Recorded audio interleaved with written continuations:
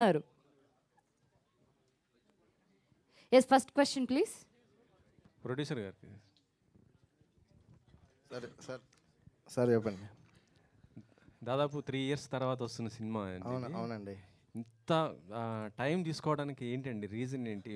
అంటే ఫైనాన్షియల్ ప్రాబ్లమా లేకపోతే ఇంకా ఏంటి ప్రాబ్లం? ఈ ఫైనాన్షియల్ ప్రాబ్లం ఎప్పుడూ లేదండి. మాకేంటంటే నాకు కొత్త సోలోగా బిజినెస్ చేయడం ఇవన్నీ కొత్త.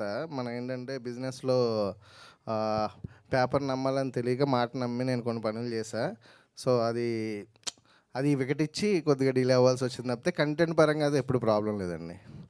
మధ్యలో హీరో గారికి ఒక 3 months 4 months రెస్ట్లో ఉన్నాడు, ఆయన ఇంజురీ అయింది. అట్లా అయింది తప్పితే ఇట్స్ నథింగ్ అబౌట్ ఫైనాన్షియల్స్, అలా ఏం లేదు ప్రస్తుతానికి అయితే. అంటే ఇండస్ట్రీలో ఎప్పుడైనా సరే పేపర్ మీద ఉంటేనే నమ్మాలి. అదే నాకు ఆ ఎక్స్పీరియన్స్ లేదండి. సరైన గైడ్ చేసి లేకపోవడం నాకు వచ్చిన ఇబ్బంది అది అంతే. అంటే ఎవరితో వచ్చింది ఆ ప్రాబ్లం? ఇప్పుడు అది ఇంకా నేను I don't want to get in to this అండి. ఎందుకంటే లాస్ట్ 1 year నేను నా లైఫ్లో one of the toughest phase. ఇప్పుడు దాన్ని మళ్ళీ నేను గుర్తు తెచ్చుకోదలుచుకోలే. డెఫినెట్గా మాట్లాడతా వన్ డే. నేను చెప్పింది 10 మంది వినే రోజు ఖచ్చితంగా నేను అది నా ఎక్స్పీరియన్సెస్ చెప్తానండి. కానీ దాని ఎఫెక్ట్ మీ సినిమా పైన బాగా పడింది. 3 years దాకా పడింది. బట్ ఈ సినిమా ఇప్పుడు కూడా ఫ్రెష్గానే ఉంటుందండి. ఎందుకంటే పీరియడ్ సినిమా 2007లో అట్లా జరిగాయి కదా. సో మనకేమి స్టే అయినట్టు కానీ అట్లా ఏమీ అనిపించదు, ఫ్రెష్గానే అనిపిస్తుంది కదా. ద థింగ్ ఏంటంటే బికాస్ ఆఫ్ డిలేస్ మాకు ప్రమోషన్స్లో లిమిటేషన్స్ వచ్చేసినాయి తప్పితే హోప్ఫుల్లీ మౌత్ టాక్తో ఇంకా బాగా జనంలోకి తీసుకెళ్తామని అనుకుంటున్నాను అండి. Okay, thank you. కోమలి గారు, మంచి హిట్ లాంటి మంచి సినిమాలు తీసుకుంటూ అటు చేస్తున్నారు, ఇలాంటి విలేజ్ బ్యాక్గ్రౌండ్తో చేస్తున్నారు. లిప్ కిస్ ఇచ్చారు కానీ దీంట్లో ఏంటి అంటే డిమాండ్ చేసిందా? సబ్జెక్ట్ డిమాండ్ చేసిందా లిప్ కిస్కి? ఎట్లా? సార్ హలో సార్, నమస్తే. ఫస్ట్లీ అది క్యారెక్టర్ శశికి రాఘవకి అయిన ఇది అది ఎలా ఉండాలి అంటే ఇప్పుడు స్క్రిప్ట్ డిమాండ్ చేసింది అనేది ఈ రోజుల్లో ఎక్కువ కొంచెం జోక్గా అయిపోతుంది సీరియస్ కన్నా. టు బి ఆనెస్ట్ అది దాని వెనకాల ఒక బ్యాక్ స్టోరీ ఉంది. ఫస్ట్ అది సాయి మోహన్ గారు చెప్పినప్పుడు నేను రక్షిత్ అండ్ అందరం వద్దు అని అనుకున్నాం. కానీ సాయి మోహన్ గారు కూడా యాక్చువల్లీ ఫస్ట్ రాసినప్పుడు మనం ఆయన ఏంటి అంటే యాజ్ అ డైరెక్టర్ రేపొద్దున అందరూ ఫ్యామిలీతో కూర్చొని సినిమా చూసినప్పుడు ఎవరికి ఎక్కడ ఏది ఇబ్బంది కలగకూడదు, అందుకని మేము సినిమా తీయలేదు. ఆయన థాట్ ప్రాసెస్సే అంత. ఆయన he doesn't believe in this ఎన్జీ లవ్ స్టోరీ అన్నీ. Sai Mohan he believes in that ఒకప్పటి కాలంలో కళ్ళు చూసుకుని. టు బి ఆనెస్ట్ సినిమా మొత్తం మేము చాలా డైలాగ్ కన్నా ఎక్కువ కూడా కళ్ళతోనే ప్రేమించుకునే క్యారెక్టర్స్ అది. కానీ ఎప్పుడైతే ఆ సీన్ మేము అనుకున్నామో అప్పుడు ఇప్పుడు నేను ఏదైనా చెప్పే కన్నా రేపొద్దున సినిమా చూస్తే మీకు కన్ఫర్మ్గా అది ఇచ్చిన ఇంపాక్ట్ ఆఫ్ లేట్ మీరు చూసే ఫిల్మ్స్ ఆర్ లవ్ స్టోరీస్లో ఎక్కడ ఉండదు అనే గ్యారంటీ అయితే నేను ఇవ్వగలను. బికాజ్ మీరు అబ్జర్వ్ చేసి ఉంటే అది it is not about commerciality are romance. అక్కడ శశి ఏడుస్తూ you know she is giving that case, దానికి ఒక అర్థం అనేది రేపు సినిమా చూస్తేనే తెలుస్తుంది. But all I can promise is అర్థం లేకుండా అయితే అది లేదు. 2010 అంటున్నారు కదా, అంటే మొబైల్ లేదు కానమంటుంది, కానీ అప్పటికి మొబైల్స్ కూడా ఉన్నాయి కదండి. 2007 అండి అది. కాకపోతే అమ్మాయి మొబైల్ వాడదు, దానికి రీజన్ ఉంటుందండి. ప్రొడ్యూసర్ గారు. సార్ నిశాంత్ గారు, హాయ్ అండి. హలో అండి. Thank you for coming. Thank you అండి. సో లాస్ట్ ఫ్యూ ఇయర్స్గా మీరు నాకు తెలుసు, నేను మీ ట్వీట్లు కూడా చూస్తూ ఉంటా. అవునండి. లాస్ట్ 1.5 yearలో చాలా ట్వీట్లు ఈ చిన్న సినిమాల గురించి, ఇబ్బందుల గురించి మల్టిపుల్ ట్వీట్స్ వేస్తూ ఉంటారు మీరు. అవునండి. అంటే ఇప్పుడు మీకు ఏం జరిగిందా అని నేను అడగను కానీ, అవునండి. అండ్ లాస్ట్ ఒక 2 weeks బ్యాక్ రిలీజ్ చేసిన ఒక నోట్లో కూడా మీరు ఒక మాట అన్నారు, నాకు కూడా ఒక ఇండస్ట్రీలో గాడ్ ఫాదర్ ఉంటే బాగుంది అనిపించింది. అవునండి. ఏంటండి అసలు చిన్న సినిమాలు చేయడం ఎంత కష్టమా ఏంటి? చాలా కష్టం. నేను ఒక ఎగ్జాంపుల్ చెప్తా అండి.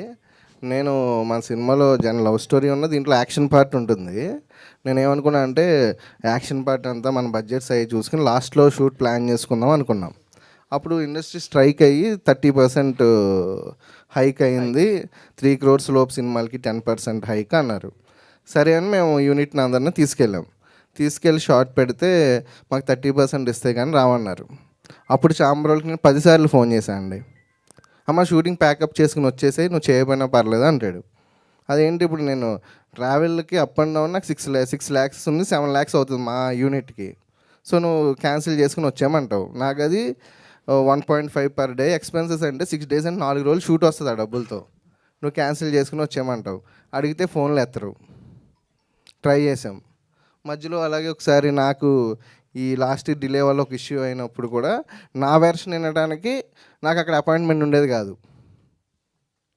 అంటే వాళ్ళకి ఏంటి ఎలా చెప్పాలి, బెంజ్ కార్లు వేసుకుని పెద్ద కార్లు వేసుకుని వెళ్తే వాళ్ళకి ప్రొడ్యూసర్సు. అంటే నేను కంఫర్టబుల్ లైఫ్ వదిలేసి ఒక పెద్ద జాబ్ వదులుకుని ప్యాషనేట్గా వచ్చిన వాళ్ళకి బ్యాక్గ్రౌండ్ లేకపోతే ఇంక వాళ్ళు పట్టించుకోరు. సో ఏంటండి అది ఏం చేశారు చివరికి? మరి ఏం లేదు, మేము సెటిల్ చేసుకోవాల్సి వచ్చిందండి with the help of hero గారు అండ్ వాళ్ళ ఫాదర్ అందరూ కలిపి కూర్చొని మేము మాట్లాడుకోవాల్సి వచ్చింది తప్పితే బికాస్ ఆఫ్ వాళ్ళు ప్రొయాక్టివ్గా ఉంటే మా ఇష్యూ అంత లాగ్ అయ్యేది కాదు. అంటే ఆల్మోస్ట్ పెద్ద ప్రొడ్యూసర్లు అందరూ గిల్డ్ అని చెప్పి వేరేది పెట్టుకుని అక్కడ వేరేగా చూసుకుంటున్నారు. అంటే మీరు ఇప్పుడు మొన్నటిదాకా ఏమనేవారంటే వీళ్ళు సినిమాలు తీసేవాళ్ళు అందరూ చాంబర్లో లేరు కాబట్టి వాళ్ళకి అర్థం కావట్లేదు. అంటే చిన్న సినిమాలకి హెల్ప్ చేయక పెద్ద సినిమాలకి హెల్ప్ అవ్వక ఏం జరుగుతుంది అంటారు? తెలియదండి, అది ఎగ్జాక్ట్గా ఒక ప్లాట్ఫామ్ అంటే ఏముండదు.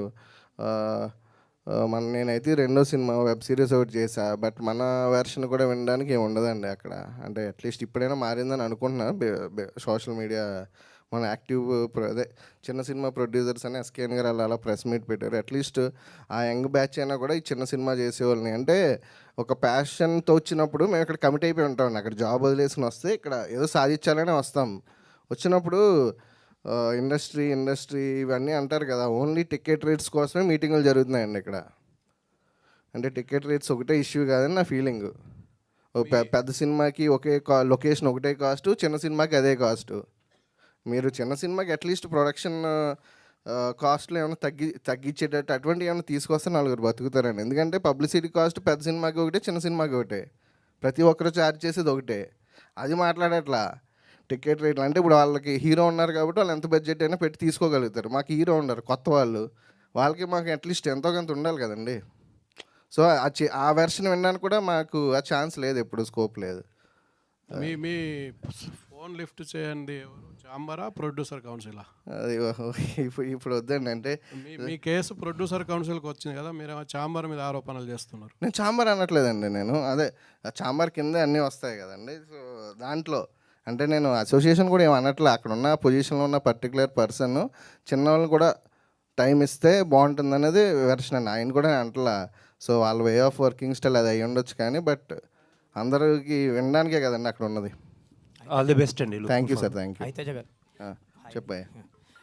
ఈ సినిమాకి ఒక చిన్న సినిమాకి పడాల్సిన హర్డిల్స్ అన్ని పడినట్టు తెలుస్తుంది. 3 years నుంచి సినిమాను మోస్తూ వస్తున్నారు, ఫైనల్గా రిలీజ్కి వచ్చింది. అండ్ ఒక సినిమా ఏ సినిమాకైనా మంచి క్లైమాక్స్ అనేది చాలా ఇంపార్టెంట్. మీ టీం కూడా చాలా కాన్ఫిడెంట్గా చెప్తున్నారు. సో క్లైమాక్స్ గురించి ఎలా ఉండబోతుంది? ఒక హార్డ్ హిట్టింగ్ క్లైమాక్స్ రాసారా, డిజైన్ చేస్తారా డైరెక్టరు? ఎలాంటి ఇంపాక్ట్ ఉండబోతుంది థియేటర్స్ నుంచి బయట? అంటే నేను 1997 నుంచి 6 నుంచి థియేటర్లో సినిమా చూస్తున్నాను భయ్య. నాకు తెలిసి అటువంటి క్లైమాక్స్ ఆన్ ఏ హోల్, నేను అది ఎక్స్ట్రాడినరీ అది నేను మేకింగ్ పరంగానే అలా అన్నాను కానీ దట్స్ చాలా కొత్తగా ఉంటుంది క్లైమాక్స్. ఖచ్చితంగా ఎమోషనల్గా ఉంటుంది, చాలా బాగుంటుంది. చాలా కొత్తగా ఉంటుంది. నేను ఇప్పటికే చూడలేదు అటువంటి క్లైమాక్స్. నేనేమైనా మిస్ అయ్యానేమో తెలియదు, 1 or 2 ఉంటే ఉండొచ్చు తప్పితే అటువంటి క్లైమాక్స్ నేనైతే ఇప్పుడు చూడలే. All the best. Thank you. Teja గారు చెప్పండి భయ్య. సార్, అంటే అందరూ అన్నట్టే 3 years స్ట్రగుల్స్. సో ఈ 3 yearsలో ఈ సినిమాని బయట తీసుకురావడానికి మీరు పడ్డ కష్టం, ఈ గ్యాప్లో మీ మైండ్ సెట్ ఏమైనా మారిందా? అంటే నాకు తెలిసింది ఏంటంటే కొంచెం సూసైడ్ వరకు కూడా వెళ్ళారని తెలిసి. లేదు అసలు లేదు అటువంటిది ఏం లేదు కానీ బట్ స్ట్రగుల్స్ అయితే పడ్డా. బట్ లేదు నా ఎందుకంటే మా వైఫ్ కంప్లీట్ సపోర్ట్ ఉండింది. తను లేకపోయింటే వేరేగా ఉండదేమో. బట్ స్టిల్ ఏంటంటే మనం సినిమా చేయడానికి వచ్చాము.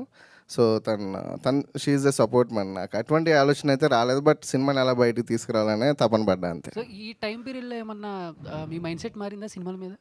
లేదు అసలు లేదు. అది నేను చేసుకున్నది ఏదైనా ఉన్నదనుకున్నా తప్పితే నా మైండ్ సెట్ ఏం మారలే. సార్ రక్షిత్ గారు. హలో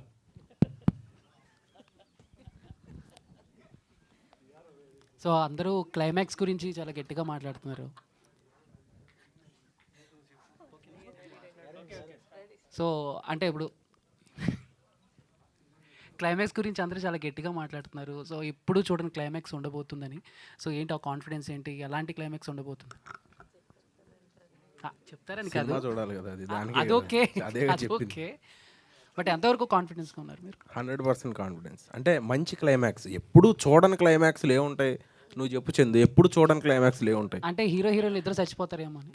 అది చూస్తే తెలుస్తుంది ఎవరు నేను చచ్చిపోయానా, ఆవిడ చచ్చిపోయారా, ఇద్దరం కలిసి చచ్చిపోయామా, అది సినిమా చూస్తే తెలుస్తుంది. ఓకే. డెఫినెట్గా చాలా మంచి సినిమా చూసామన్న ఫీలింగ్తో బయటకు వస్తాం థియేటర్ నుంచి. అంటే ఈ మధ్య కొన్ని ప్రోమోస్ కానీ లేకపోతే చిన్న చిన్న గ్లిమ్స్ కానీ ఓన్లీ అక్కడ వరకే ఉంటున్నాయి, థియేటర్లో ఉండలేదు. ఇప్పుడు మాకు టీజర్లో కానీ ట్రైలర్లో కానీ చూపించిన థియేటర్లో కూడా ఉంటాయి అంటారా, లేకపోతే జస్ట్ ఇది టీజర్లో ట్రైలర్లో చూపించినవి చాలా సినిమాలో కూడా ఉన్నాయి. ఇప్పుడు చాలా సినిమాల్లో లేని ట్రైలర్లు టీజర్ల కోసం కట్ చేసి వేస్తున్నారు. మా సినిమాలో చాలా కంటెంట్ ఉంది, మేము అది దాచిపెట్టాం, అందుకే అంటున్నాం క్లైమాక్స్ చాలా బాగుంటుందని. Okay, done. అంటే ఎవరికి ఏమైంది అనేది డెఫినెట్గా థ్రిల్లింగ్ ఎలిమెంట్. ఆ 14 సంవత్సరాల కథ ఏంటి, ఏం జరిగింది, ఇదేంటి అనేది సినిమా చూస్తే అర్థమవుతుంది. And all the best. Kamli గారు మీరేం చెప్పకపోయినా బాగుండేది. ఏదో అర్థం కానట్టు వెనక్కి తిరిగి ఒక 4-5 సార్లు ఒక ఎలివేషన్ ఇచ్చి దానికి వదిలిపెట్టారు. అదేంటిదండి? ఎవరిదైనా స్పెషల్ ఎక్స్పీరియన్స్ ఉంటుందా, లేకపోతే కథలోదా ఎలిమెంట్? ఏంటి ఎలిమెంట్ అది మీరు దాచిపెట్టిన ఎలిమెంట్? అది దాచిపెట్టిన ఎలిమెంట్ అండి, అలా ఎలా చెప్పేస్తాం? మరి దాచిపెట్టిన ఎలిమెంట్ కాబట్టి అండి, మీరు ఆ చిన్న లీడ్ ఇవ్వకుండా ఉంటే అసలు మాకు అది ఉండేది కాదు. ఆ లీడే నేను ఇందాక ఇచ్చా. ఆయన పాపం నా మాడిపోయిన మసాలా దోశ నేను తింటుంటే మీరు ఎందుకు ఇట్లా మమ్మల్ని రెచ్చగొడుతున్నారు? నేను చెప్తానండి, చాలా సింపుల్. 7th అక్టోబర్ చూడండి థియేటర్లో. సారీ, 10th అక్టోబర్ చూడండి. 7 చూపిస్తాం, వాళ్ళకి 10th చూపిస్తాం. 10th అక్టోబర్ అంటే అది ఏం లేదు. ఇప్పుడు అందరూ చెప్తున్నారండి మా సినిమా క్లైమాక్స్ బాగుంటుంది అంటే బాగుంటుంది అని. అందరికీ వాళ్ళ సినిమా క్లైమాక్స్ నచ్చుతుంది. కాకపోతే దీంట్లో ఏంటంటే ఇలాంటి ఒక క్లైమాక్స్ వచ్చి చాలా సంవత్సరాలు అయింది, ఆర్ మేబీ రాలేదేమో, ఐ డోంట్ నో. నాకున్న నాలెడ్జ్ ఏంటి, పరిజ్ఞానం వరకు రాలేదు, వస్తే తెలియదు. అంటే లాస్ట్ టైం ప్రెస్ మీట్లో తెలుగు అమ్మాయి ఎందుకు ఇంగ్లీష్లో మాట్లాడుతుంది అని తిట్టారండి. సో నేను ఈరోజు బాగా ప్రిపేర్ అయ్యి వచ్చా. సో అది 10th అక్టోబర్ మీరు చూడండి, కంపల్సరీ డిసప్పాయింట్ అయితే అవ్వరు. అంటే శశివదనే అనే టైటిల్ రోల్కి జస్టిఫికేషన్ ఏంటో మీకు సినిమా చూస్తే అర్థమవుతుంది. ఇప్పుడు మీరు బేబీ సినిమా చూసి చాలామంది తిట్టుకున్నారు, ఏంటి ఇట్లా ఒక లేడీ క్యారెక్టర్ ఎందుకు ఇట్లా బిహేవ్ చేస్తుంది, ఎందుకు ఇట్లా మోసం చేస్తుంది అని. ఒక ఆడపిల్ల జెన్యూన్గా ప్రేమిస్తే ఎంత ఎక్స్ట్రీమ్కి వెళ్ళగలుగుతుంది, ఎంత జెన్యూన్గా ప్రేమిస్తారు ఒక ఆడపిల్లలు అనేది ఈ సినిమాలో చూడాలి, అందరూ చూస్తారు. ఇంకా that is true, that is main thing. ఎందుకంటే ఇప్పుడు వచ్చే చాలా లవ్ స్టోరీస్లో మనం it is never about taking sides. అమ్మాయిలు గొప్పవాళ్ళ, అబ్బాయిలు గొప్పవాళ్ళ, అదంతా కాదు. ఎవరికి ఉండే ప్రాబ్లమ్స్ వాళ్ళకు ఉంటాయి, ఎవరికి ఉండే ప్రేమ కూడా వాళ్ళకి ఉంటుంది కదా. సో ఈ ఫిలంలో ఏంటి అంటే ఒక అమ్మాయి ప్రేమిస్తే ఆ అమ్మాయి తను ప్రేమించిన అబ్బాయి కోసం ఎంత దూరం వెళ్తుంది, ఏం చేయగలుగుతుంది. అండ్ రేపొద్దున సినిమా రిలీజ్ అయ్యాక మనం ఎప్పుడైనా ఇలాంటి కొన్ని హీరోయిన్ క్యారెక్టర్స్ చూసి అరే వైఫ్ మటీరియల్ ఇలా అనుకుంటాం కదా, క్రష్ లిస్ట్లోకి యాడ్ చేయండి. కంపల్సరీ శశి అనే క్యారెక్టర్ అయితే ప్రతి అబ్బాయి ఇలాంటి అమ్మాయి వస్తే బాగుంటుంది అని అయితే అనుకుంటారు ఫర్ షూర్. ఎస్, అంటే ఇప్పుడు డైరెక్టర్ గారు 3 years ఒక సినిమాకి కేటాయించడం, ప్రొడ్యూసర్ కేటాయించడం వేరు, బట్ ఆర్టిస్టులు కేటాయించడం అనేది వేరే. ఎందుకంటే మీకు వేరే సినిమాలు చేస్తూ ఉంటారు, వాటికి వచ్చేసరికి మీ లుక్ వైజ్ కానీ లేదంటే పోస్చర్స్ అవన్నీ మార్చుకోవాల్సి ఉంటుంది కదా. మరి సో 3 years ఒకే సినిమాకి పెట్టేశారు మీరు, అంటే ఏంటి ఆ నమ్మకం ఏంటి? సో అదే నమ్మకంతో చేసాం. అంటే మీరు ఫస్ట్ కథే నమ్మలేదు కదా, బట్ అంత నమ్మకం తర్వాత చేస్తున్నప్పుడు వచ్చింది. కథ నేనేం చెప్పానంటే ఆయన నాకు వచ్చి కథ చెప్పినప్పుడు నాకు అర్థం కాలేదని చెప్పాను. దాని తర్వాత అతను డీటెయిలింగ్ ఇచ్చాడు, వాట్ ఈజ్ వాట్, ఎట్లా ఉంటుంది. అంటే ఫస్ట్ టైం నన్ను అతను కలవటం, సో అతనికి కొంత ప్రతి ఒక్కళ్ళు బాగా నరేట్ చేయలేకపోవచ్చు, కానీ బ్రహ్మాండంగా తీసుండొచ్చు. ఆ కోవకు చెందినవాడు మా సాయి. బాగా చెప్పలేడు కానీ బ్రహ్మాండంగా తీస్తాడు. 10 చెప్పుంటే అతను 200 తీసాడు. సో డెఫినెట్గా మేము అందరం బిలీవ్ చేసాం కాబట్టే కథని ముందుకు తీసుకెళ్ళాం. తేజ గారు, అంటే బేసిక్గా మనం ఏదైనా స్టార్ట్ చేసే ముందు, హాయ్ అండి, మనం ఏదైనా స్టార్ట్ చేసే ముందు ఒక అంటే అది ఎలా ఉంటుంది అనేది ముందు ఒకసారి తెలుసుకుని తర్వాత అంతా దాంట్లో వస్తాం కదా. బట్ సినిమా ఇండస్ట్రీ అనేది ఏంటంటే అది అంటే ఒక 100 రూపాయలతోనో 1,00,000 రూపాయలతోనో అయిపోయేది కదా, కోట్లు ఇన్వెస్ట్మెంట్ పెట్టాలన్నప్పుడు.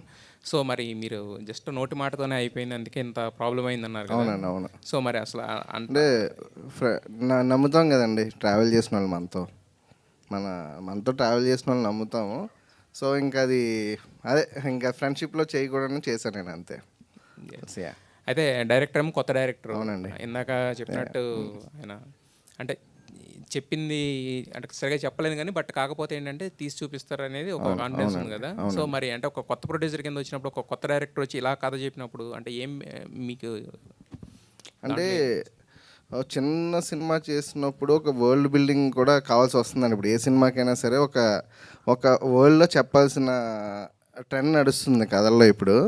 సో మనోడు చెప్పినప్పుడు నాకు జియోగ్రఫీ చెప్పాడు, అక్కడ క్యారెక్టరైజేషన్స్ అన్నీ చెప్తా ఉన్నాడు. సో ఇది ఎలా ఉంటుందంటే అండి, దీనికి ఇతను రాసుకున్న కథకి మ్యూజిక్ యాడ్ అవ్వాలి, విజువల్ యాడ్ అవ్వాలి, పర్ఫార్మెన్స్లు యాడ్ అయితే కరెక్ట్గా కూర్చుంటుంది. అది రిస్కే అని నేను పెద్ద డైరెక్టర్స్తో పోలుస్తున్నాను అనుకోవద్దు కానీ, శేఖర్ కమల గారు, మణిరత్నం గారు ఆ కైండ్ ఆఫ్ రైటింగ్ మనోడిది. అంటే సీన్లు విత్ బ్యాక్గ్రౌండ్ మ్యూజిక్ రాస్తూ ఉంటాడు, ఇక్కడ ఇది మ్యూజిక్ వస్తుంది అంటాడు. ఆ మ్యూజిక్ డైరెక్టర్ కొడతాడో లేదో తెలియదు, మనోడి ఎక్స్పెక్టేషన్ అలా ఉంటుంది. సో ఇవన్నీ యాడ్ అవ్వాలంటే మనం సెట్కి వెళ్తే కానీ తెలియదు, బట్ ఫ్రెష్గా అయితే ఉంటుందని బిలీవ్ చేసాము. సో నేను నా ఒపీనియన్తో పాటు మా వైఫ్కి కూడా చెప్తే తను కూడా ఓకే అనేసరికి ఇంకా సరే బిలీవ్ చేద్దామని ఫస్ట్ ఒక 10 days షూట్ చేసినప్పుడు అర్థమైంది మాకు. సో హీఈస్ డెలివరింగ్ అనేసి సో ప్రొసీడ్ అయిపోయాడు ఇంకా. డైరెక్టర్ గారు, థ్యాంక్ యూ అండి. డైరెక్టర్ గారు, సో ఇందాక నుంచి ఫస్ట్ ఆఫ్ ఆల్ కంగ్రాచులేషన్స్ అండి, చాలా మంచి అవుట్పుట్ని మాకు చూపించారు, ట్రైలర్ చాలా బాగుంది. అయితే అందరూ చెప్తున్నారు, రక్షిత్ గారు ఒక మాట చెప్పారు ఇలాగా, ఫస్ట్ నాకు అర్థం కాలేదని చెప్పేసి. మీరు కన్వే చేయడంలో కష్టం పడినా తీయడంలో 100% 200% సాటిస్ఫై చేశారని చెప్పారు. అయితే ఫస్ట్ ఈ కథని రాసుకున్న తర్వాత ఈయనకన్నా ముందు ఇంకెవరికన్నా చెప్పారా? చెప్పానండి. అంటే నేను ఎలా ఉన్నానంటే ఆ టైంకి షార్ట్ ఫిలిమ్స్ అంటే హను రాఘుపూడి గారి దగ్గర వర్క్ చేశాను నేను. ఓకే. పడిపల్లి హెచ్ఎంసీ. ఆ తర్వాత నేను ఒకటే సినిమా చేశాను. షార్ట్ ఫిల్మ్స్ చేసుకుంటూ అంటే మనం క్లాస్కి వెళ్తాం కానీ ఎగ్జామ్ రాస్తేనే తెలుస్తుంది మన మార్కులు ఎన్ని వస్తాయి ఏంటి మనం అనేది. అలాగా షార్ట్ ఫిల్మ్స్ చేసుకుంటూ ఉండే. ఆ టైంలో ఎలా ఉందంటే మైండ్ సెట్, చిన్న బడ్జెట్ అంటే ఆ టైంకి అలాగే ఉంటుంది కదా మనకి, షార్ట్ ఫిల్మ్ తక్కువ బడ్జెట్లో చేసుకోవాలి, ప్రూవ్ చేసుకోవాలని. సినిమా కూడా కొత్త వాళ్ళతో వెళ్దాం, చిన్న బడ్జెట్లో వెళ్దాం, అలా ఉండే. ఫస్ట్ తేజ గారి దగ్గరకు వచ్చి చెప్పినప్పుడు కూడా నాకు కొత్త వాళ్ళు కావాలండి, అలా బాడీ మీద మొత్తం మీద ప్యాంట్ షర్ట్ చెప్పులు కలిపిన 500 కంటే ఎక్కువ ఉండకూడదు, ఇలా వెళ్దాం అని అన్నాను. ఆయన ఏంటంటే దీన్ని ఇలాంటిదని చెప్పాలంటే నౌన్ ఫేస్ తెలియాలి, నౌన్ ఫేస్ ఉంటేనే వెళ్తుంది అంటే అసలు ఎన్ని కూడా తెలియదు, తీయాలంతే. ఆయన చేసిన ఇవన్నీ అంటే ఆయన నమ్మి ఇది చేస్తాడు వీటన్నిటికీ దీనికి ఇవన్నీ ఉంటే హెల్ప్ అవుతుంది, అలా తీసుకెళ్ళి ఇక్కడ వరకు తీసుకొచ్చారండి అంతే. యాక్చువల్లీ ఆయన అంటే నేను ఎప్పుడు చెప్తాను ఆయన్ని 90% నిజంగా నన్ను నమ్మింది గౌరీ గారు ఒక్కలే. అంటే నాకు అదొక ప్రాబ్లం. ఫస్ట్ డైలాగ్ తక్కువ రాస్తాను, మొత్తం మూమెంట్స్ మీద ఉంటుంది, దాని కొరియోగ్రఫీ ఉంటుంది. యాక్చువల్లీ మనోటి టార్చర్ ఎక్కువ నన్ను భరించింది డిఓపి. షార్ట్ ఫిల్మ్స్ దగ్గర నుంచి కథ ఉండదు, మొత్తం షార్ట్లు చెప్తాను, ఆ సీన్ ఒక రోజు వస్తుంది, ఈ సీన్ ఒక రోజు వస్తుంది. షార్ట్ ఫిల్మ్ కూడా అంతే. బట్ ఫైనల్గా సినిమా మొత్తం చెప్పినప్పుడు మనం చిన్న బడ్జెట్ అంటావు, కొత్త వాళ్ళు అంటావు, అవుతుందా అన్న దాంట్లోనే ఉన్నాం. బట్ ఎంతైనా ఏ రోజు నా దగ్గరికి బడ్జెట్ ఎంత అయిందో కూడా చెప్పలేదండి. ఫస్ట్ తీసుకుంటే వెళ్ళిపోయాను నేను ఒక 45 days అలా తీద్దాం అనుకున్నది. 70 రోజులు ఇచ్చారు ఆయన వర్కింగ్ డేస్. ఫస్ట్ దానికి నేను గ్రాటిట్యూడ్ చెప్పగలను అంతే. యాక్చువల్గా నేను అడిగింది ఆయన కన్నా ముందు ఇంకెవరికన్నా కథ చెప్పాను అలాగే కొత్త చెప్పాను. షార్ట్ ఫిల్మ్ చేసిన మైండ్ సెట్తోనే కొత్త వాళ్ళని అనుకున్నాను, యూట్యూబర్స్ వాళ్ళకే చెప్పుకున్నాను అంతే. Okay all the very best. Ambika గారు, హాయ్ అండి. హాయ్. సో మీ క్యారెక్టరైజేషన్ ఎలా ఉండబోతుంది ఇందులో, అంటే what you will say, and opportunity ఎలా వచ్చింది, ఎవరి ద్వారా వచ్చింది? వన్ ఆఫ్ మై ఫ్రెండ్ ఏడీ కింద చేశాడు ఈ మూవీలో. సో నాకు ఈ ఆఫర్ అనేది అలా వచ్చింది. నా క్యారెక్టర్ మీరు చూడాలంటే థియేటర్కి వెళ్ళి చూడండి. ఐ హోప్ మీ అందరికీ నచ్చుద్ది. సినిమాలో ఒక్క ట్విస్ట్ కాదు, చాలా ట్విస్టులు ఉంటాయి. ఆ ట్విస్టులకి మీరే కారణం అవుతారా? ఇప్పుడు నేను చెప్పనండి. మీకు ఎలా తెలిసింది? ఏదో దాచిన దాంట్లో అదొకటి, లోపల చాలా ఉన్నాయి. అన్నీ 10th October అన్నీ బయటకు వస్తాయి. All the very best. Thank you. Rakshit అన్న, హాయ్ అన్న. Thank you and congrats. Visuals చాలా బాగున్నాయి అండ్ అంటే ఒక విలేజ్ బ్యాక్డ్రాప్ మంచి ఫీల్ వచ్చింది. అంటే ఈ 3 ఇయర్స్ గ్యాప్లో అంటే ఇంకా కొత్త సినిమాలు కూడా కొన్ని వచ్చాయి సేమ్ ఈ టైప్లోనే, హాయ్ అవ్వచ్చు ఇంకొన్ని మూవీస్. అంటే దానికన్నా ముందు వస్తే బెటర్ ఏమో అని అనిపించింది ఏమైనా? ఇది ఒక్కటి నేను ఒకటి చెప్తానండి. నేను గోదావరి సైడ్ కథ రాసి గోదావరిలో ఫస్ట్ కెమెరా పెట్టినప్పుడు, అంటే ఇప్పుడు నాలాగా కొత్తగా వచ్చిన డైరెక్టర్స్ అంటే ఏమొచ్చినాయి, వచ్చినాయి, కమిటీ గొర్రెలు వచ్చింది, గ్యాంగ్స్ ఆఫ్ గోదావరి వచ్చింది, ఇంకేమైనా వచ్చినా గుర్తులేదు. నేను వెళ్ళి కెమెరా పెట్టినప్పటికి ఎవడు కెమెరా పెట్టలా. బట్ నాది డిలే ఉండొచ్చు కానీ, బట్ అప్పుడు నేను పెట్టాను, మధ్యలో వచ్చినాయి తీసేశారు, అయిపోయింది. నేను ఆ రోజు ఫస్ట్ టైం నేను అమలాపురం, నా తెలంగాణ, నాకు అసలు అంత తెలియదు. నేను ఎంత ఫీల్ అయ్యాను, ఫ్రెష్ అసలు ఇక్కడ ఏదో అలా ఫీల్ అయ్యాను. రేపొద్దున మళ్ళీ సినిమా చూసినప్పుడు అంతే ఫ్రెష్గా అనిపిస్తుంది. అది అంటే కొంతమంది ఏంటంటే ఆల్రెడీ ఆ మూవీస్ చూశారు కదా, బట్ మీకు అనిపిస్తుంది కదా అదే దీనికన్నా ముందు మనం వస్తే ఇంకా బెటర్ ఉందనేమో అని. మనం చెప్పలేము. అంటే హాయ్ అనేది ఒక పీరియడ్ కైండ్ ఆఫ్ ఫిల్మ్ కాదండి, ప్రజెంట్ జరిగే అమలాపురం ఎట్లా ఉన్నదని. గ్యాంగ్స్ ఆఫ్ గోదావరి టోటలీ వేరే జోనర్, అదొక పొలిటికల్ బ్యాక్డ్రాప్. ఒక ఫ్రెష్ ప్రేమ కథతో జెన్యున్గా, అదే ఇందాక నేను చెప్పినట్టు ఒక ఆడపిల్ల, గోదావరి జిల్లాలో ఉండే ఆడపిల్ల జెన్యున్గా ప్రేమిస్తే ఎట్లా ఉంటుంది అనేది చూపించే సినిమా ఇది. ఆ సినిమాల రిలీజ్ అయినాయి కాబట్టి మా సినిమాకి ఎఫెక్ట్ ఏమీ లేదు, ఎందుకంటే 2007, 2010లో జరిగే కథ ఎప్పుడు చూసినా ఫ్రెష్గానే ఉంటుంది.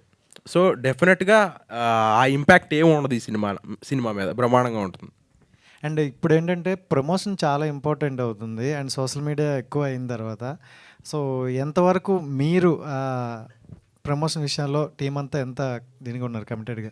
చాలా కమిటెడ్గా ఉన్నామండి. మీరు రావటమే లేటు. అంటే చిన్న సినిమాలు అనే వాటికి చాలామంది రారు, సో అది మేము ఏం మార్చలేము, కొన్ని ఏమి చేయలేము.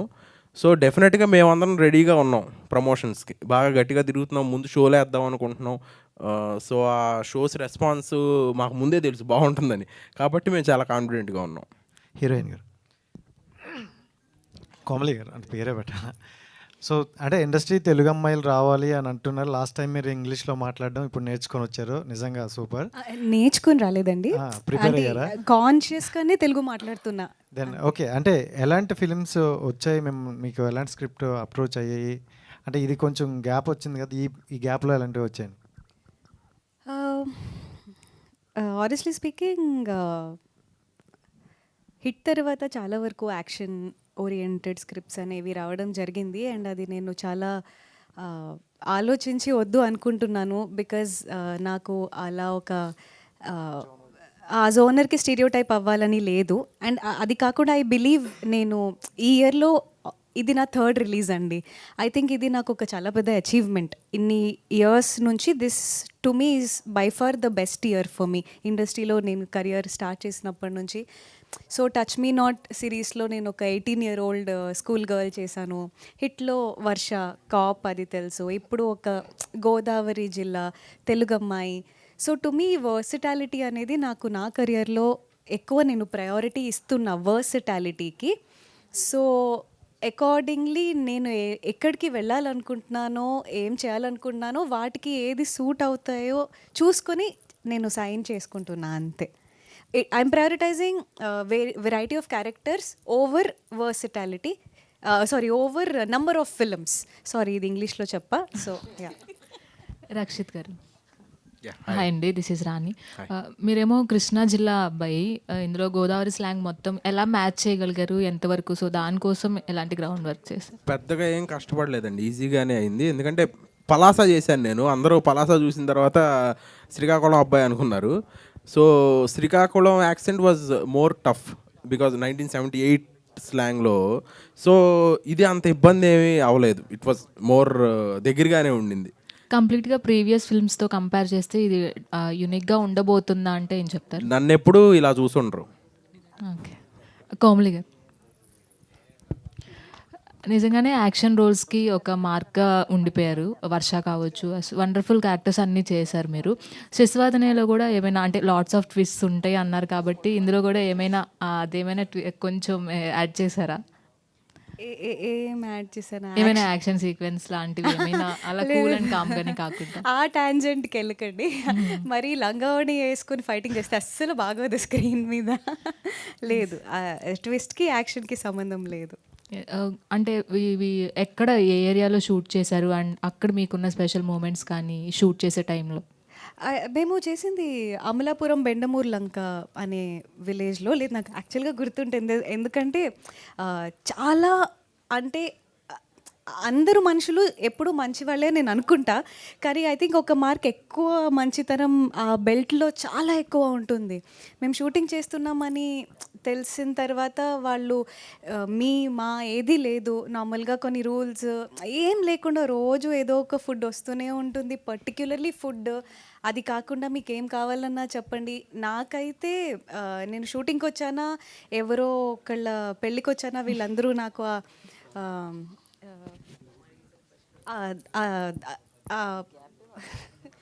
మర్యాద మర్యాద వీళ్ళందరూ నాకు చాలా అలా అనిపించింది. So I think it's one of the most lovable places that we have in our entire country, particularly Telugu స్టేట్స్లో. సో నాకైతే చాలా నచ్చింది గోదావరి బెల్ట్. డిఓపి గారు, డైరెక్టర్ గారేమో చెప్తూ ఉన్నారు ఫస్ట్ నుంచి నేను ఇబ్బంది పెట్టింది ఎవరైనా ఉన్నారంటే మిమ్మల్ని అని. సో మీరు అంటే ఈ సినిమాతో ఆ విజువల్స్ కూడా చాలా బాగున్నాయి, నేచర్ కానీ అవి చూపించడం కానీ అండ్ వాళ్ళిద్దరు కాంబినేషన్ కానీ. సో మీకు మీ ఎక్స్పీరియన్స్ ఈ సినిమాతో? థ్యాంక్ యూ సో మచ్ అండి, ఫస్ట్ విజువల్స్ బాగున్నందుకు. యాక్చువల్గా డైరెక్టర్ ఇబ్బంది పెట్టాడు అన్నది నేను ఓకే కాదు అలా చెప్పట్లేదు. పెట్టాడు, కొంచెం ఇబ్బంది అయితే పెట్టాడు నన్ను. లైక్ ఏదంటే లైక్ ఏదైనా మేము విజువల్స్ ఏమైనా చేయాలి అంటే మాకు పర్టికులర్గా ఇలా కావాలి అలా కావాలి అలా చెప్పడమాట.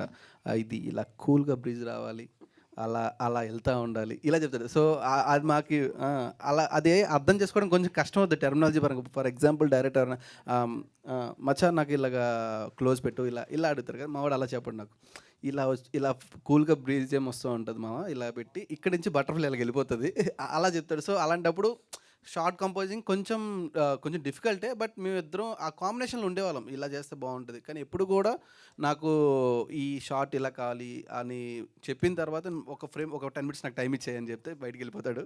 బయటికి వెళ్ళిన ఒక 10 minutes తర్వాత వచ్చి ఇది పెట్టేసి ఫ్రేమ్ పెట్టుకుని చూసుకో అంటే చూస్తాడు, బాగుంది మా చైర్ని వెళ్ళిపోతాడు అనమాట, అంతే. కోమలి గారు, డైరెక్టర్ గారు సార్, మీరు చెప్పారు ఇందాక ప్రాపర్ తెలంగాణ, మీరు ఇక్కడ తెలంగాణ వాళ్ళని చెప్పేసి, మీరు ఫాదర్ పడిన స్ట్రగుల్స్ కానీ మీ ఫాదర్ ఏం కాబట్టి మీరు డైరెక్టర్ అయ్యారని కూడా చెప్పారు. సో ఎందుకంటే అమలాపురం అటు సైడ్ చాలా వచ్చినాయి అందరికీ తెలుసు. సో మీరు రూటెడ్ కాకుండా అక్కడ తీయడానికి మీ స్టోరీ డిమాండ్ చేసిందా? ఎందుకు తెలంగాణ బ్యాక్డ్రాప్ కాకుండా అక్కడ తీసుకోవాల్సి వచ్చింది? అంటే నేను కథ రాసినప్పుడు ఏ బ్యాక్డ్రాప్ రాసుకోలేదండి. ఒక విలేజ్ బ్యాక్డ్రాప్, ఒక అందమైన కథ, ప్రేమ కథ చెప్దామనే ఉండే. తేజ గారికి చెప్పినప్పుడు అంటే ఇంత ఫీల్తో విజువల్గా ఉంది కదా, మన కట్ సైడ్ అయితే అంటే ఆయనకు తెలుసు షూట్ చేసిన ఇల్లు కూడా వాళ్ళ మామయ్య గారి ఇల్లే సొంత. సో అంటే అటు సైడు ఆయనకి మొత్తం తెలుసు. కథ విన్న తర్వాత ఆయనకి ఇంకా విజువల్ అర్థమైపోయింది, ఇటు సైడ్ ఇంకా బాగుంటుంది సాయిని ఆయన తీసుకెళ్లారు అంతే. ఆ స్లాంగ్ అది కూడా తెలియదు నాకు. డైలాగ్స్ అవి రాసిన తర్వాత కూడా నాకు వచ్చిన స్లాంగ్లో రాసేవాడిని, దానికి ఆయన హెల్ప్ చేసేవాళ్ళు. కోడేటర్ పద్మారావు గారు ఉన్నారు, ఆయన కూడా అక్కడ సైడ్ పర్సనే, వాళ్ళు హెల్ప్ చేసేవాళ్ళు డైలాగ్. అంటే ఈ మ్యాటర్ ఇలా చెప్తున్నాను, దాన్ని ఆ లాంగ్వేజ్లో ఎలా చెప్పొచ్చు అని రాసేవాడిని, వాళ్ళు చెప్పేవాళ్ళండి అంతే. తేజ గారు చెప్పండి. చూస్తే కనుక ఒక 2-3 రోజుల నుంచి సోషల్ మీడియాలో ఐబొమ్మ నుంచి పోలీసులకే సవాల్ విసురుతున్నారు, మీరు ఏం చేస్తే మేము ఏం చేయాలి అని చెప్పేసి. సో మీరు చూస్తే మరి ఇట్లాంటి టైంలో ఇంకా సినిమాలకి చాలా ఇబ్బంది కదా, మీరు ఎలా దీన్ని అధిగమిస్తారు? ఏం లేదండి, ఎప్పుడు కూడా మనం సినిమా చూసేదే పెద్ద స్క్రీన్ ఎక్స్పీరియన్స్ కోసం. సో నాకు తెలిసి ఐబొమ్మ ఇవన్నీ కదండి, మంచి సినిమా చేస్తే ఖచ్చితంగా పెద్ద స్క్రీన్ మీద చూస్తేనే ఎక్స్పీరియన్స్ వేరు. అండ్ ఐబొమ్మ అతను కూడా ఏది నేను ఆడియన్స్ని ఏదో కాపాడుతున్నాను, ఆడియన్స్ నుంచి ఏదో టికెట్లు దొబ్బేస్తున్నారు మీరు అంటున్నారు. జనరల్గా పెద్ద సినిమాలు 20 వస్తాయండి, 180 సినిమాలు చిన్న సినిమాలు వస్తాయి, నువ్వు అవి కూడా పెడుతున్నారు వాళ్ళు. సో మా చిన్న సినిమాలకు ఉండేది ఓటీటీ రెవెన్యూ ఎక్కువ, థియేటర్లో ఆడేవి 2-3 సినిమాలు సంవత్సరానికి. సో నువ్వు యూఆర్ కిల్లింగ్ ఓటీటీ రెవెన్యూ, నువ్వు కిల్ చేస్తే చిన్న సినిమాని చంపుతున్నట్టే అది. సో పైరసీ అనేది ఎప్పుడు మంచిది కాదు, బట్ ఎప్పుడు కూడా చిన్నదైనా పెద్దదైనా బిగ్ స్క్రీన్ మీద చూస్తేనే ఎక్స్పీరియన్స్ వేరండి. So one last question please. Komali గారు ఎలా ఉన్నారు? నేను బాగున్నా, మీరు ఎలా ఉన్నారు? అడగనివ్వండి, ఎలా ఉన్నారని కూడా అడగకూడదా? కాదంటే మామూలుగా యాక్టర్స్ కానీ హీరోయిన్స్ కానీ కొన్ని సీన్స్ చేసేటప్పుడు ఆడియన్స్ని అండ్ ఫ్యాన్స్ని దృష్టిలో పెట్టుకొని చేస్తారు. సో మీరు అలాగా దీంట్లో ఏమైనా కొన్ని సీన్స్ చేసేటప్పుడు సో ఫ్యాన్స్ని లేకపోతే ఆడియన్స్ని సో ఎలా రిసీవ్ చేసుకుంటారో నన్ను అంటే నేనైతే చూసి షాక్ అయ్యా. సో అలా మీరేమైనా అనుకున్నారు? నాకు క్వశ్చన్ అర్థం అవ్వలేదు. మీరు అంటే నేను డైరెక్ట్గా చెప్పలేనండి. సో బేసిక్గా కొన్ని సీన్స్ చేసేటప్పుడు మన ఆడియన్స్ ఫ్యాన్స్ని దృష్టిలో పెట్టుకుంటాం కదా. సో దీంట్లో ఇందాడ ట్రైలర్లో లాస్ట్ సీన్ ఏమైతే ఉందో అలాంటివి చేసేటప్పుడు మీరు కూడా అలా ఆడియన్స్ని కానీ లేకపోతే ఫ్యాన్స్ని కానీ దృష్టిలో పెట్టుకున్నారా? కాదు, నువ్వేమన్నా ఇబ్బంది పడ్డావా సీన్ చూసి? ఆ? నేనేమి ఇబ్బంది పడలేదు. మరేంటి నేను ఆవిని అడుగుతున్నాను. నీకు ఇబ్బంది లేనప్పుడు ఇంకా ఆవిడకి ఏంటి ఇబ్బంది? ఓకే, మీరు one thing with I think Telugu audiences, వాళ్ళు ఎవరిని ఓన్ చేసుకోకుండా ఇష్టపడరు. తెలుగు ఆడియన్స్ ఎలా అంటే మనం ఏదో ఒక రిలేషన్ అవ్వాలి వాళ్ళకి, particularly because I'm an actress. నా గర్ల్ ఫ్రెండ్ అనో, నా క్రష్ అనో నాకు వస్తాయి. అండ్ ఈ సీన్ వల్ల, ట్రైలర్లో ఈ సీన్ రావడం వల్ల, టు బి ఆనెస్ట్, వాళ్ళ హార్ట్ బ్రేక్ అవుతుందేమో. నాకు చాలా నీదైందే ఏంటి? నాదా పక్కన నుంచి పగులుద్ది నీకు అప్పుడు. నాకు చాలా హార్ట్ బ్రేకింగ్ మెసేజెస్ అయితే వచ్చాయి. బట్ నేను ఎలా చెప్పాలి అంటే, ఇప్పుడు మనం ఒక నమ్మకం పెట్టుకొని ఒక సినిమా చేస్తాం. అందులో ఉన్న ఇంటెన్షన్ అనేది మనకి చాలా ఇంపార్టెంట్. ఒక ట్రైలర్లో ఒక షార్ట్ చూసి హర్ట్ అవ్వకండి అనే నేను రిక్వెస్ట్ చేసుకోగలను, బికాస్ చాలా హర్ట్ అయ్యారు అని నేను అన్ని మెసేజెస్ చదివాను. లైక్ ఐ ఆల్రెడీ సెడ్, రేపు సినిమా చూసిన తర్వాత దాంట్లో ఉన్న ఎమోషన్ తెలుస్తుంది. బికాజ్ అదే ఆ సీన్ గురించి లైక్ నాకు మోహన్ మా డైరెక్టర్ గారు చెప్పారు, నా సర్కిల్లో ఉన్న చాలామంది ఫీమేల్స్ ఎవరైతే ఉన్నారో వాళ్ళు ఎమోషనల్గా అలాంటి ఒక ఫీల్లో because it is not a romantic shot, it is a very emotional shot. So ఈ ఎక్స్ప్లెనేషన్ అనేది రేపు సినిమా చూసాక కంపల్సరీ తెలుస్తుంది. అప్పటి వరకు దయచేసి ప్లీజ్ కామ్గా అర్థం చేసుకోండి అని నేను రిక్వెస్ట్ చేయగలను. Thank you ma'am, all the best. Thank you all the best. Thank you so much, and thanks to media and thanks to all the team of Shashivadane and team lo ఉన్న ప్రతి ఒక్కరికి specially all the best. And AG film company and అలాగే SVS studios బ్యానర్లో presented by Gowri Naidu గారు. And శశివర్ధనే cinema October 10th థియేటర్స్లో మన ముందుకు రాబోతుంది, అందరూ తప్పకుండా వాచ్ చేయండి. And this is anchor Krishna Chaitanya. This event is organised by UV media. Thank you.